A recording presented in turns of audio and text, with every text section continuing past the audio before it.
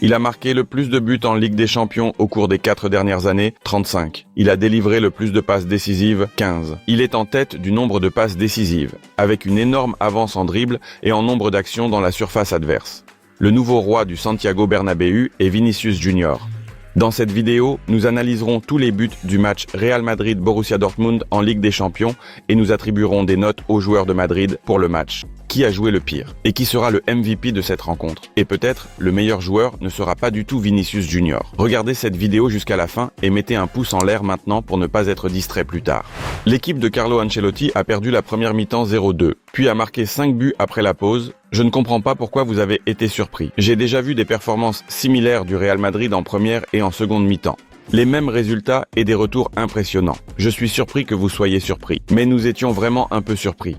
On pense que même Henry, l'ancien grand footballeur français, n'a pas souvent vu Madrid revenir de 2 buts et ensuite gagner avec une différence de 3 buts. Cela ne s'est produit qu'une seule fois en 8e de finale de la Ligue des Champions contre Liverpool à Anfield. Ce match s'est également terminé sur le score de 5-2 en faveur de Madrid. Un salut à notre légende Karim Benzema qui a marqué un doublé à ce moment-là. Le Real Madrid a concédé son premier but à la 30e minute. Jude s'est bien démarqué ici, mais n'a pas passé le ballon, ce qui a entraîné une perte. Mais il ne faut pas blâmer Bellingham pour cela. Borussia n'est pas immédiatement parti en contre-attaque, mais s'est organisé en attaque positionnelle et a réalisé, attention, 18 passes de complexité différentes avant le tir décisif. Oui, la principale erreur a été commise par Vasquez. Il aurait pu dégager le ballon au lieu de le perdre. Mais ici, on voit bien comment sur les flancs en défense se trouvaient Mbappé à droite, Rodrigo à gauche, et cette confusion totale pour laquelle Madrid a été puni. Il est important de voir ce qui a précédé le deuxième but. Cela aidera à comprendre la nature de l'erreur de Vasquez. C'est Lucas qui fait une passe imprécise en attaque. Regardez où il se trouve. Il sort de la ligne de but près des cages de Borussia. Ensuite, Vasquez doit revenir en défense à travers tout le terrain. Il fait exactement cela, mais sur la ligne de sa surface de réparation, il reste figé pendant une seconde et semble ne pas voir l'adversaire derrière lui. Et quand il se réveille, il est déjà trop tard. Je suppose qu'il lui a simplement manqué de force pour faire une percée en attaque et revenir aussi rapidement en défense. La responsabilité de ce but incombe également à Mendy, et surtout à lui. Il a perdu son duel et a permis à l'adversaire de tirer. Et ensuite, c'est sur les défenseurs centraux qu'il y a eu un manque de couverture pour Vasquez. Bien qu'il n'ait eu qu'un seul adversaire à 2, Vasquez a bien joué, a marqué un but, mais il doit accorder plus d'attention à son travail défensif. Son but nous a aidés et c'était un excellent tir. Réaction de Carlo Ancelotti. Nous aborderons le but de Vasquez plus tard, mais pour l'instant, faisons le point sur les 2 buts encaissés en première mi-temps. Les deux sont directement liés à Vasquez. Mais ce n'est pas seulement lui qu'il faut blâmer. Sur le premier but, il aurait pu dégager le ballon, mais tous les joueurs de Madrid ont permis à Borussia de réaliser une attaque positionnelle parfaite. Sur le deuxième but, personne n'a aidé Vasquez, ni les milieux de terrain défensifs, ni les défenseurs centraux, et Mendy a même perdu son duel. Même si Vasquez n'avait pas marqué en seconde période, il n'aurait pas été le pire joueur de cette rencontre, car Ferland Mendy a malheureusement réalisé un très mauvais match. Il a également manqué un joueur lors du premier but, notez qu'il ne surveillait pas Merlin, qui a tiré librement sur le but de Courtois, 50 touches de balle et 98% de précision dans les passes, tout ce dont peut se vanter le défenseur français. Donc c'est 4 points sur une échelle de 10 points. C'est la note pour le match de Ferland Mendy, il est le pire dans ce jeu. Nous ne pouvons pas laisser l'entraîneur sans soutien. De telles paroles ont été entendues de la part des joueurs dans le vestiaire du Real Madrid. Dernièrement, la position d'Ancelotti ne semble pas solide. Les matchs ratés de Madrid s'accumulent.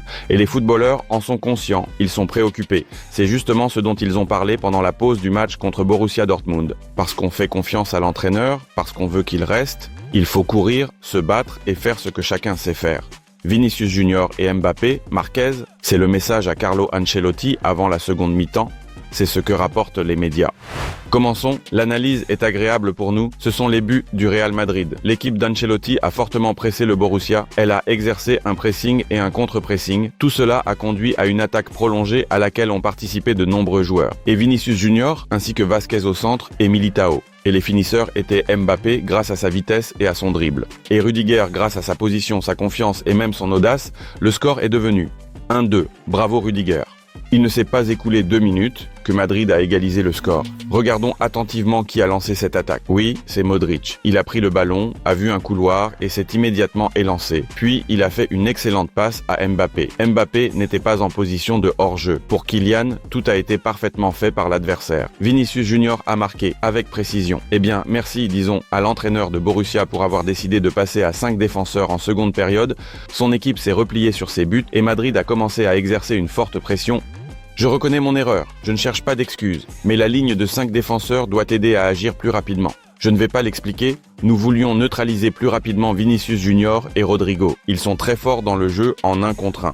De telles excuses cherchait Nouri Sahin après le match. Nous arrivons à la 83e minute du match et c'est un petit chef-d'œuvre de Vázquez qui a bien fait durant la première mi-temps et a été impliqué dans le but encaissé, mais commençons par souligner l'incroyable dévouement de Rodrigo. C'est lui qui a récupéré le ballon, empêchant celui-ci de sortir des limites du terrain, puis a passé à Lucas. Le rebond a aidé le défenseur à se retrouver en position de tir et le but a été magnifique et victorieux, 3-2. Ainsi, Madrid a pris l'avantage. Ensuite, le spectacle de Vinicius Junior a commencé. Qui sont ses coéquipiers? Bellingham, son tacle dans sa moitié de terrain. Bravo! Si quelqu'un vous dit que Jude n'est pas en forme ou qu'il a baissé par rapport à la saison dernière, ne l'écoutez tout simplement pas. Jude travaille pour l'équipe, comme dans cet épisode.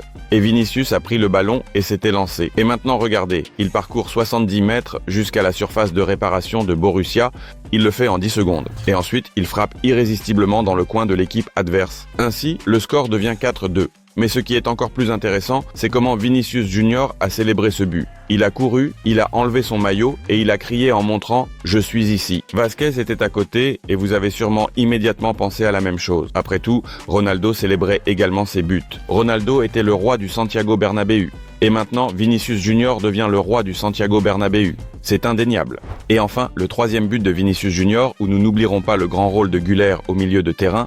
Il a échappé à 2 joueurs et a lancé une attaque dans l'espace libre. Vinicius Junior était excellent dans la phase finale. Et le dribble a déstabilisé le défenseur avant de conclure avec un puissant tir. 5-2, victoire éclatante de Madrid. Vinicius Junior est sans aucun doute le meilleur joueur du match. Pour les émotions qu'il a offertes, on peut lui donner 10 sur 10. La note maximale, nous ne nous tromperons pas. Mais soyons honnêtes, lorsque les émotions se seront un peu apaisées, le Brésilien a marqué un premier but facile et net parmi ces 3, puis 2 autres buts qui étaient fantastiques dans leur exécution.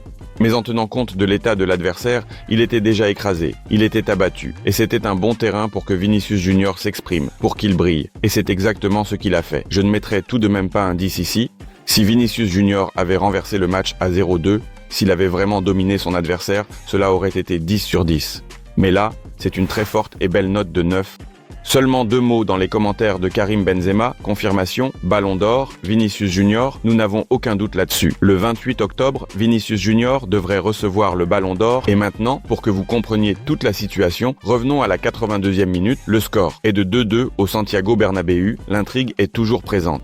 Et nous voyons cet incroyable arrêt de Thibaut Courtois. Il a réalisé au total 5 arrêts lors du match. Mais c'est cet arrêt crucial dans ce match. Si Madrid avait encaissé tout le reste, il n'y aurait probablement pas eu de suite. Oui, les gardiens de but ne marquent pas de but, mais ils en arrêtent. Et cela peut être équivalent à un but. Donc l'épisode le plus important, à la 82e minute, 2-2, Thibaut Courtois sauve la situation. Notre mur sauve la mise. Et je pense que Thibaut Courtois mérite aussi une note de 9 points. Donc je laisserai 2 MVP dans ce match. Un excellent, super brillant épisode de Vinicius Junior et un travail de qualité de Thibaut Courtois. Nous attribuons 9 points sur 10 à chacun. Vous pouvez débattre avec moi dans les commentaires, je serai ravi de tout lire. De plus, le top 5 des meilleurs joueurs de ce match comprend Bellingham, Mbappé et Rudiger. Ils ont tous très bien joué, ils figurent dans le top 5, mais ils obtiennent une note de 7,5 sur 10. Je pense que cela sera approprié. N'hésitez pas à écrire à nouveau dans les commentaires vos pensées, ce que vous en pensez et sur les évaluations des joueurs que je viens de donner. Nous avons El Clasico devant nous, ce sera simplement une soirée fantastique. Je pense que nous allons prendre beaucoup de plaisir. Dommage que Courtois et Rodrigo ne joueront pas, car ils ont subi des blessures. Carlo Ancelotti a de nouveaux problèmes avec son effectif. Je pense que Carlo Ancelotti s'en sortira et nous verrons un grand Madrid dans ce match contre Barcelone. Bien sûr, nous en discuterons tout de suite, donc pour ne rien manquer, abonnez-vous à la chaîne YouTube dès maintenant. De plus, nous pouvons nous préparer pour l'El Clasico.